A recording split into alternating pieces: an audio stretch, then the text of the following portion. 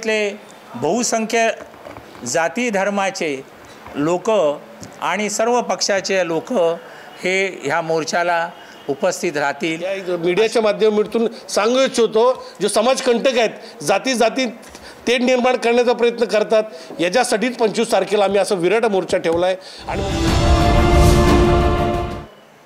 मसाजोगमध्ये सरपंच संतोष देशमुख यांची जी निर्घुण हत्या झाली आणि परभणीमध्ये सोमनाथ सूर्यवंशी यांचा जो पोलीस कस्टडीमध्ये मृत्यू झाला, हे दोन्ही महाराष्ट्राला काळिमा फासणारे आहेत। मराठा समाज आणि त्याबरोबर बहुजन समाज या संदर्भात तीव्र भावना आहेत। मुंबईतल्या रहिवाशांना सुद्धा ह्याच्या संदर्भात एक तीव्र भावना व्यक्त करण्यासाठी आम्ही आझाद मैदान येथे मेट्रोपासून एक मोर्चा आयोजित केलेला आहे। या मोर्चामध्ये सर्व पक्षीय, सर्व धर्मीय, सर्व जातीचे लोक येणार आहेत आणि ते आपल्या भावना व्यक्त करणार आहेत। त्याचबरोबर देशमुख कुटुंबीय तसेच सूर्यवंशी कुटुंबीय सुद्धा यामध्ये सामील होणार आहेत।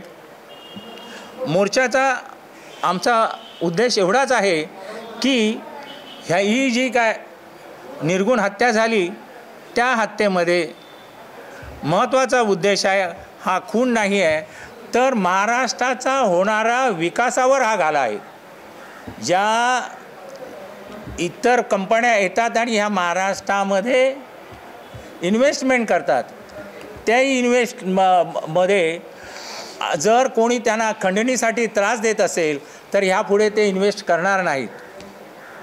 त्यामुळे इथली जी काय बेकारी वाढेल, महाराष्ट्रातली इथली जी काय महागाई वाढेल, त्याच्यासाठी आळा बसण्यासाठी हाला आमचा तीव्र विरोध आहे।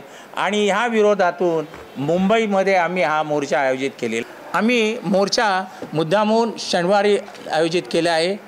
तारीख आहे 25 जानेवारी 2025 सकाळी 10 वाजता। साधारणतः शनिवार आहे, 4th सॅटरडे आहे, त्यामुळे बऱ्याच लोकांना सुट्टी आहे।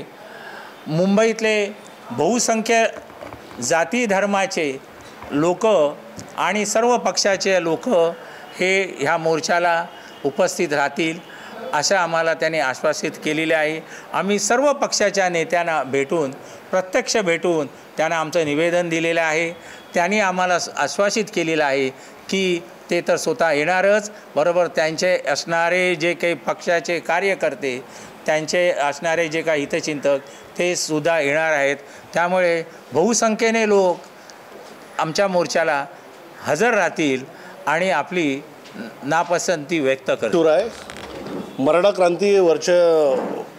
क्रांती मोर्चाच्या वतीने आणि सकल मराठा समाज मुंबई यांच्या वतीने आम्ही आज ही प्रेस कॉन्फरन्स घेतो। याचं कारण आहे संतोष देशमुखांची हत्या कशी निर्घुण पद्धतीनं झाली त्याला पूर्ण महाराष्ट्र पाहतोय।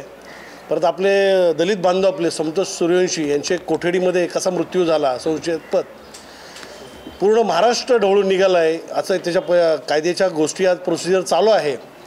पण ज्या पद्धतीनं कृष्ण आंधळे हा अजून आरोपी संतोष देशमुखांच्या हत्येमधला अजून तो फरार आहे। आज आम्हाला पोलीस प्रशासनाला मागणी आहे आणि राज्य सरकारला सुद्धा मागणी आहे आमची की आतापर्यंत तो आरोपी पकडला गेला नाही, तो लवकरात लवकर पकडला जावा। जो बिंदू नामावलीचा विषय आहे तो सुद्धा सरकारने लवकरात लवकर विषय हातात घ्यावा आणि त्या बीड जिल्ह्यामध्ये बिंदू नामावलीच्या नियमाप्रमाणे तिथं सगळ्यांच्या नियुक्ती करण्यात यावी अशी मराठा समाजाच्या मागण्या आहे। आणि ह्या मागण्यास्तव आम्ही ह्या सगळ्या वाल्मिकांवर जवळजवळ मोकाद त्यांच्यावर दाखल झालेला आहे, 302चा गुन्हा दाखल झालेला आहे पूर्णपणे। तर त्यांची नैतिक जबाबदारी म्हणून धनंजय मुंडेंनी स्वतः कॅबिनेट मंत्रिमंडळातून त्यांनी स्वतः राजीनामा द्यावा आणि राजीनामा दिल्यानंतर पूर्णपणे केसचा निकाल लागल्यानंतर आमचा कुठल्या समाजावर, आपले सगळे दलित समाज, बहुजन समाजातला घटक सगळा, वंजारी समाजसुद्धा आमचाच बांधव आहे। जर मराठा समाजांनी धनंजय मुंडे परळीमधून निवडून आले. जर मराठा समाजाने तिथं त्यांना मतदान केलं नसतं तर 1 लाखाच्या वर मतदान गेलं नसतं. पण वास्तववादी आहे की पूर्ण बहुजन समाजाने त्यांना वोटिंग दिलेलं आहे आणि कुठल्या गुंडाला, कुठल्या खुनीला, कुठल्या गुन्हेगारीला जात नसते. आमची विनंती तीच राहील की त्यांनी स्वतः राजीनामा द्यावा आणि जर राजीनामा दिला नाही आणि ही जर पूर्ण पोलीस प्रक्रिया आणि न्यायालयीन प्रक्रिया याच्यामध्ये समाजामध्ये जो संभ्रम निर्माण होतो आहे, SITची नियुक्ती झाली, SIT गठन झाल्यानंतर परत ती बरखास्त करण्यात आली, दुसरी SITची नियुक्ती करण्यात आली. वारंवार जर शासकीय यंत्रणा जे हे स्वायत्त संस्था आहेत याचं वारंवार तुम्ही बदलत राहिलात तर ज्या पद्धतीनं ते प्रेशर क्रिएट झालं पाहिजे किंवा ते सगळ्या गोष्टी जेवढं पारदर्शकतेने झालं पाहिजे ते होताना दिसत नाही आहेत, असं संभ्रम समाजामध्ये निर्माण होईल. आम्हाला देवेंद्र फडणवीस यांच्यावर विश्वास आहे, आम्हाला ह्या सरकारवर विश्वास आहे. फक्त त्यांनी तडीच नेऊ नये आमचं एवढंच मत आहे. आणि येणाऱ्या काळामध्ये आज शेतकऱ्यांच्या बाबतीत बघायला गेलं तर वाल्मीकरांनी प्रत्येक शेतकऱ्यांकडून 8-8 लाख म्हणजे 140 शेतकऱ्यांकडून त्यांनी 8 लाख इंटू ब्रॅकेट कॅल्क्युलेशन केलं तर 1000 करोडच्या वर हा घोटाळा जातो आहे. तर आमचं असं मत आहे जी ED चौकशी झाली पाहिजे आणि ED चौकशीमध्ये सगळ्यात जास्त जर EDचं जर सगळ्यात समज असेल किंवा जास्त नॉलेज असेल तर किरीट सोमय्या साहेबांना आहे. आमचं मत आहे की हा विषय किरीट सोमय्यांनी घ्यावा आणि वाल्मिक कराड यांच्या EDतने जे त्यांच्याकडे कुठून प्रॉपर्टी आली एवढ्या आणि ह्या प्रॉपर्टीतून ही गुन्हेगारी जी फोफवलेली आहे. आणि परळी आणि बीड ह्याची जी ओळख पहिली होती की संतांची भूमी, कविवर्यांची भूमी, ज्या तिथून क्रांतीवीर नानासाहेब पाटलांनी जे इंग्रजांचा बऱ्याच गोष्टीला तिथं नाकदम करून ठेवला होता, अशी परळीची भूमी आहे. कुठलाही जिल्हा हा संतांची भूमी आहे, वारकऱ्यांची भूमी आहे.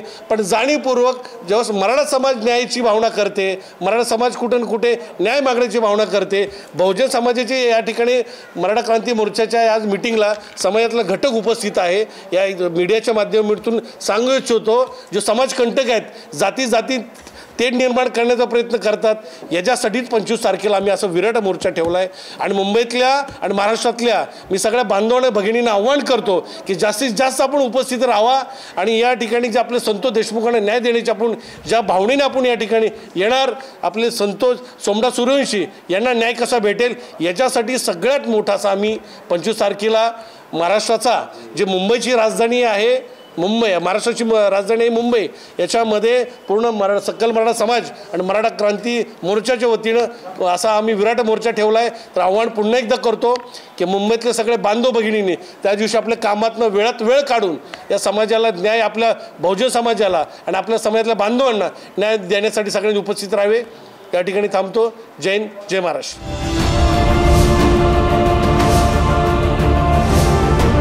मुंबई और महाराष्ट्र से जुड़ी हर खबर के लिए STV न्यूज को सब्सक्राइब करें, बेल आइकॉन को प्रेस करें और पाएं ताजा तरीन खबरें।